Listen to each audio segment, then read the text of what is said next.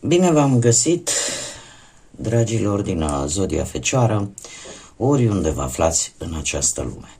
Mă bucur să vă am alături la o nouă lectură pentru ultima perioadă a lunii ianuarie 2026, mai precis perioada cuprinsă între 26 până pe 31 ianuarie inclusiv. Așa că toți cei care aveți Soarele, Luna, Venus, Ascendentul în Zodia Fecioară, această lectură este de asemenea și pentru voi. Ca de fiecare dată, nu uitați, este totuși o lectură general colectivă, așa că vă rog să luați decât ceea ce va rezona cu voi. Înainte de a începe această lectură, trebuie să fac că sunt provocată și nu odată, de mai multe ori, și fără a da nume, pentru că consider că nu este atât de important să-i dau numele, dar am un personaj masculin, se pare, care în permanență ține să-mi aduc aminte că, și citesc aproximativ din memorie, din mesajul său, despre astrologie nu știi nimic. Și bineînțeles că are bunăvoința să mă jignească de câte ori are ocazia. Trebuie să-l anunț pe acest domn că dumnealui nu are nimic de văzut cu tarotul dacă nu știe că aceste cărți de tarot, în profunzimea lor și în felul în care ele au fost construite, au o foarte mare legătură cu astrologia. Și înainte de a mă jigni pe mine și competența mea în ceea ce eu fac aici, ar fi bine să cunoască aceste informații. Tarotul este într-o strânsă legătură cu astrologia. Este inspirat din astrologie. Un adevărat tarotist care vrea să-și facă treaba cum trebuie să aibă cel puțin noțiuni de bază vis-a-vis de astrologie. Am o mare rugăminte. Am pus acest lucru la fiecare și o să-l pun și la următoarele lecturi în descrierea fiecărui clip, fiecărui video. Trebuie să vă spun, este un spațiu care este dedicat atât ghidării, reflexiei și a dialogului respectuos. Așa că comentariile jignitoare, ironice, repetitive, negativ, precum și aceste atacuri la persoană, ironii sau atacuri la competența mea, nu își au locul aici și vor fi gestionate în mod corespunzător. Trebuie să înțelegeți, dragilor, acest conținut pe care eu îl fac aici pe canal este destinat strict celor care îi interesează în primul și în primul rând, care rezonează cu ce fac eu aici și care au un minim de respect. În primul rând față de ei înșiși și în al doilea rând față de ceilalți. Pentru că respectul este lucru de bază al dialogului dintre oameni. Eu sper că m-am făcut destul de înțeleasă, nu-mi place să jignesc și consider că acele persoane care vin cu genul ăsta de comentarii, sincer vă spun, îmi pare rău pentru ei, consider că au anumite nemulțumiri profunde în viața lor și le doresc tot binele din lume, le doresc să reușească să treacă peste ele, să se înțeleagă pe ei și să conștientizeze că este foarte ușor să faci rău gratuit, dar de fapt nu câștigi nimic.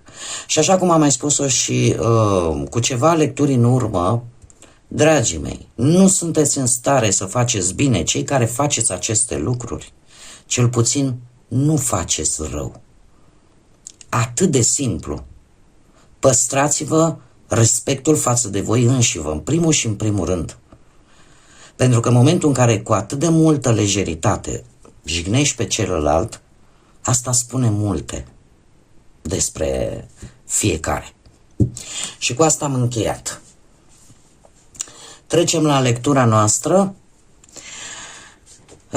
Haideți să vedem ce este important de știut pentru dragii mei din Fecioară, pentru această ultimă săptămână din ianuarie, 26-31 ianuarie 2026. Să vedem.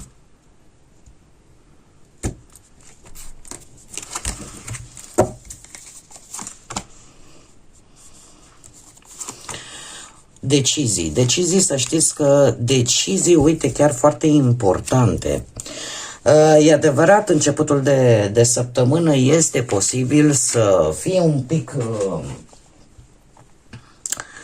un pic de ezitare vis-a-vis de o alegere importantă pe care voi trebuie să o faceți, legată poate de sănătate, legată poate de familie, de o casă sau de ceva din trecutul vostru care are o conotație foarte importantă pentru voi. Acum, eu trebuie să vă spun că această decizie, această alegere sau faptul că poate unii dintre voi veți alege un drum, veți alege o variantă, veți face o alegere, se pare că vă va aduce un succes. Un succes, o victorie, o stare de bine, o stare de căldură, o stare de optimism și de lucruri pozitive care, așa cum am mai spus, poate să aibă legătură ori cu sănătatea, ori cu vreo casă, moștenire, ceva legat din trecut sau cu cineva legat din familie, dar din familia din care voi proveniți, familia voastră de sânge, sau cu sănătatea unui membru al familiei. Dar este o alegere, se pare, bună, o alegere inspirată, ca să zic așa. Mergem mai departe, haideți să vedem ce ne spune și tarotul. Ce vine pentru dragii mei din Fecioară în săptămâna 26-31 ianuarie.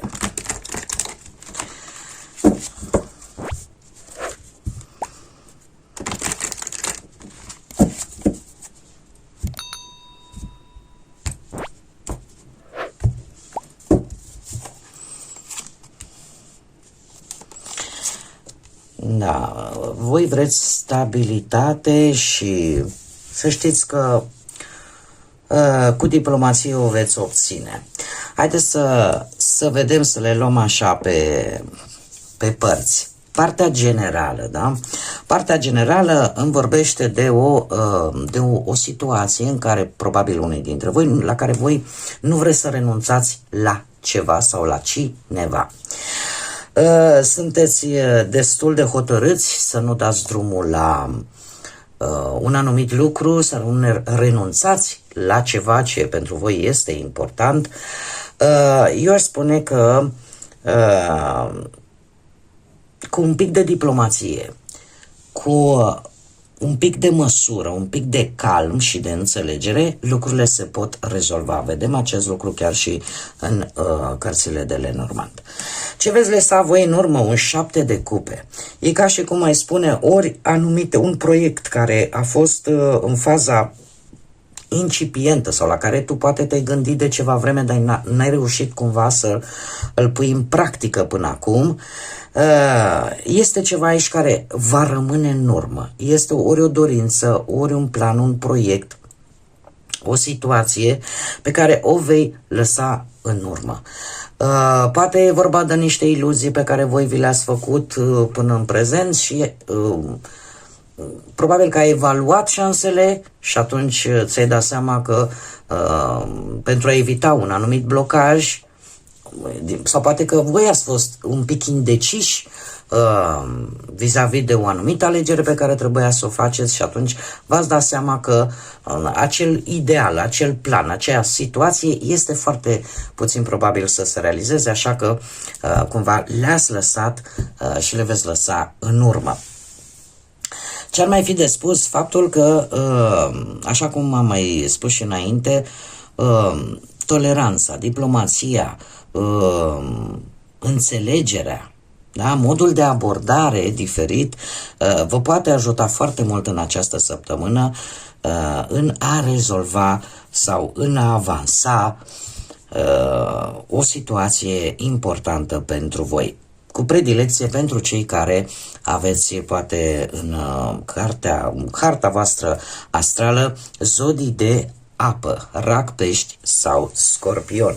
Da? Poate ascendentul, da? În aceste zodii, cu predilecție pentru voi, dar în general așa pentru toată lumea.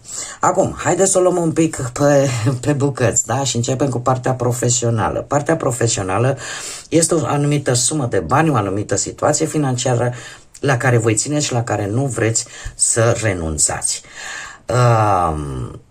Vorbind de partea asta, m-am aruncat direct, cred că la bănuți. Dar, vorbind de partea profesională, eu aș spune că aveți un job destul de stabil, chiar dacă poate nu vă place neapărat activitatea din acest job, dar îți asigură cumva să ai ce să pui pe masă, da?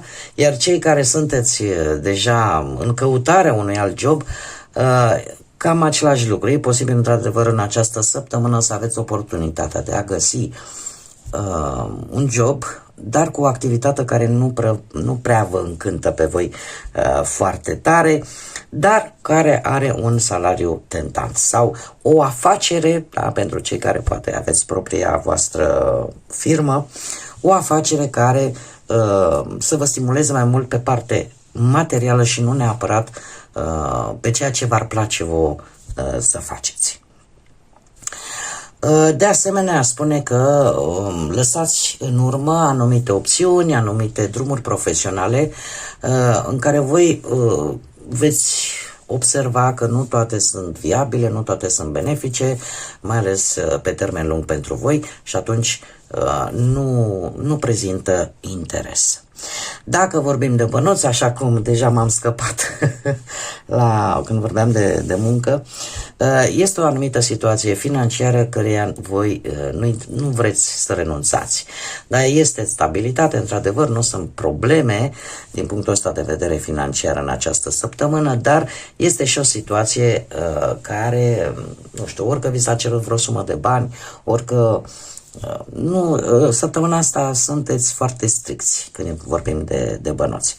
Acest rege de cupe îmi spune că există stabilitate, există siguranță financiară, dar asta în mare parte datorită felului vostru de a gândi. Cu toate că unii dintre voi, mai ales cei care aveți, cum am mai spus, planete în zodii de apă, rac, pești sau scorpioni, e posibil să cheltuiți un pic emoțional în aceasta, să vă luați voi ceva care pentru voi are mai mult o conotație emoțională, sentimentală decât rațională, nu știu, că vrei să-ți cumperi ceva pentru sufletul tău, pentru ceea ce îți dorești tu și nu neapărat că trebuie să plătești, nu știu, facturi sau mai știu eu ce alte lucruri care țin de viața de zi cu zi. Eu aș spune, unii pot să își dorească, de exemplu, să-și cumpere, nu știu, că un joc ăsta cum sunt acum, sau să cumpere ceva romantic, ceva legat de emoție. Partea sentimentală aș spune că aici prezintă cineva un pic de posesie, ori față de voi, ori voi față de cineva. Tind să cred probabil că mai mult ar fi vorba de voi, să fiți un pic mai posesivi cu perechea voastră, să vreți în permanență să știți ce face celălalt, să controlați oarecum tendința asta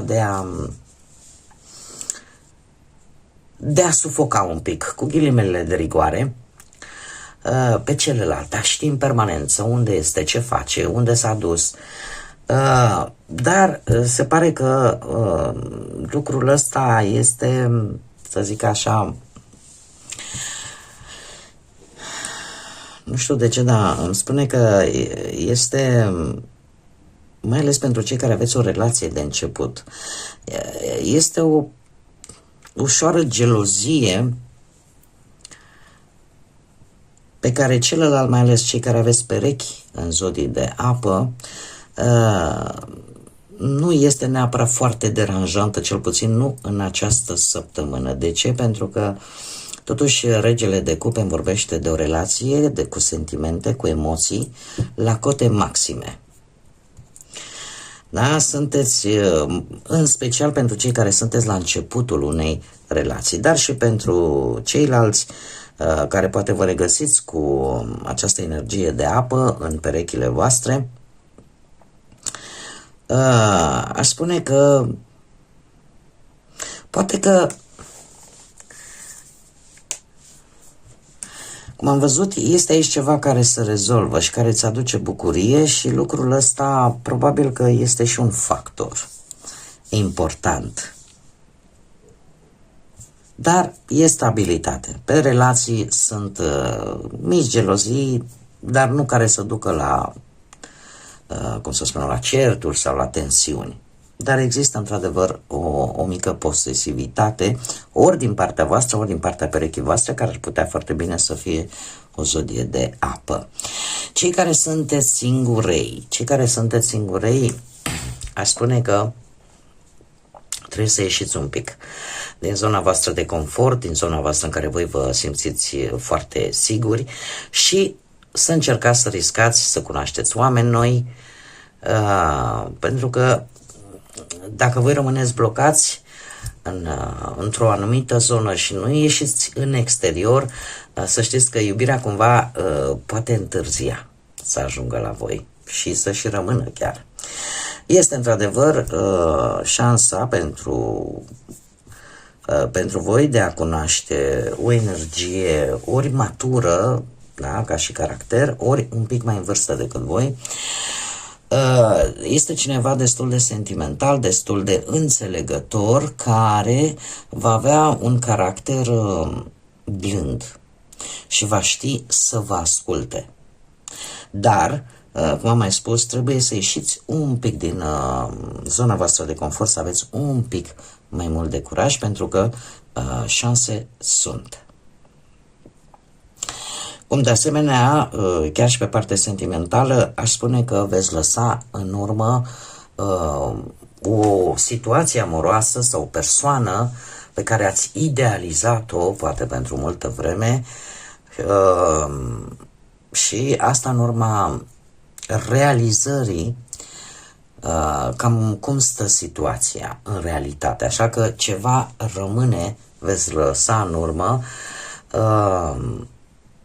poate că dorul pentru cineva, dar cineva care s-a cam pierdut. Alții poate pentru un gând care tot v-a dat bătăi de cap la nivel sentimental și pe care oricum îl vei lăsa în urmă, așa că veți evalua foarte atent fiecare opțiune și în așa fel încât efectiv să-ți dai seama că sunt lucruri care pot deveni realitate și altele care nu. Ne mergem mai departe și haideți să vedem care este spiritul animal care vă însoțește în această săptămână, dragilor, din Fecioară. În săptămâna 26-31 decembrie și avem, cred că, Puma,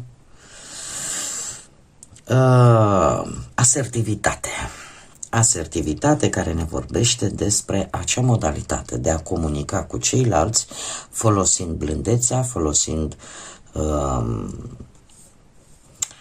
un ton diferit și, ca să mă explic și mai bine, a vorbi asertiv sau a încerca să corectezi o greșeală într-un mod asertiv înseamnă, fac aici un exemplu ca să mă înțelegeți, a greșit cineva, una e când te duci plin de ataci respectiva persoană cu agresivitate, da? De ce ai făcut asta? Nu trebuia să o faci, uite unde s-a ajuns.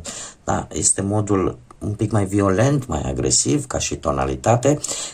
În a spune acest lucru într-un mod asertiv, de fapt este, te duci, uite ce s-a întâmplat, vezi, uite, dacă nu ai ascultat, putea să se întâmple mai rău, dar acum, uite, haide să o luăm o luăm așa pe bucăți, hai să înțelegem despre ce a fost vorba, da?